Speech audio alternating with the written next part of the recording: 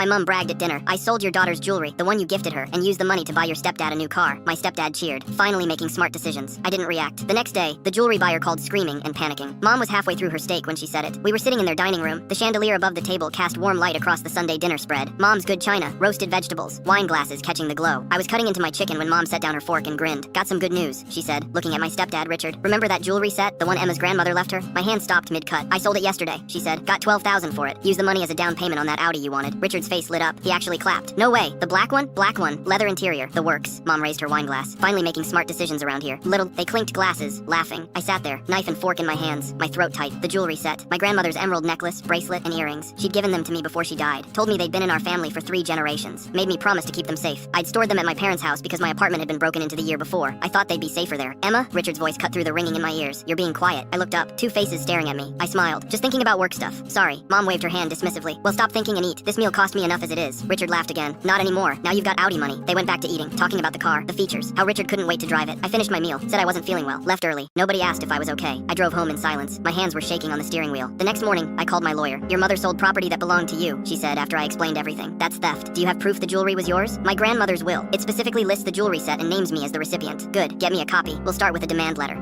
I went to the bank where my grandmother's will was stored in a safety deposit box, made copies, sent them to my lawyer. Then I did something else. I called the jewelry buyer Mom had sold to. Found his number through the pawn shop database online. Small operation, family owned. Mr. Chen, this is Emma Martinez. My mother sold you an emerald jewelry set yesterday. Yeah, beautiful pieces. 12,000. Fair price. I'm sure it was. I just wanted to let you know those pieces were stolen. I'm the legal owner. I have documentation. Silence on the other end. I've already contacted my lawyer and filed a police report. The jewelry will need to be returned as evidence. You should receive official notification within 48 hours. You should receive official notification within 48 hours. If you want to wait, your mother said. My mother lied. She stole from me and sold my property without permission. I'm sorry you got caught in the middle, but I'm recovering what's mine. I hung up. For the next week, I acted normal. I didn't call my parents, didn't text, just went to work, went to the gym, lived my life. My lawyer sent the demand letter. Mom called me twice. I didn't answer. The police report was filed. The jewelry buyer contacted the police, panicked because he'd resold one of the pieces already and would have to buy it back at a loss. Everything was moving. Then came the family dinner. Mom's birthday. She'd invited me weeks ago. I showed up with flowers and a smile. She and Richard were already there. The Audi was parked in the driveway. We ate, made small talk. Mom opened presents. Then her phone rang. She looked at the screen, frowned, stepped into the kitchen to answer. I could hear her voice rising. What do you mean seized? That's my car. Richard's phone rang next. He answered. Went pale. There what? No, that's I didn't know. Mom came back into the dining room. Her face was red. What did you do? She said, looking at me. I set down my fork. I filed a police report for theft. The jewelry buyer contacted authorities. They're seizing the car as proceeds from stolen property. You'll both likely face charges. Richard stood up. You can't do this. I already did. Mom's face went white. Emma, please, we can work this out. No, my voice was calm, steady. You stole from me. You celebrated it. You made me watch you celebrate it. Her hands were shaking. That jewelry was just sitting there. It was mine. Grandma gave it to me. You had no right. The room went silent. Richard was staring at his phone, at the text coming through. Repo notices, court dates. Mom sank into her chair. I stood up, picked up my purse. Happy birthday, Mom. I walked to the door, stepped outside, and got in my car. Full story on the channel linked below.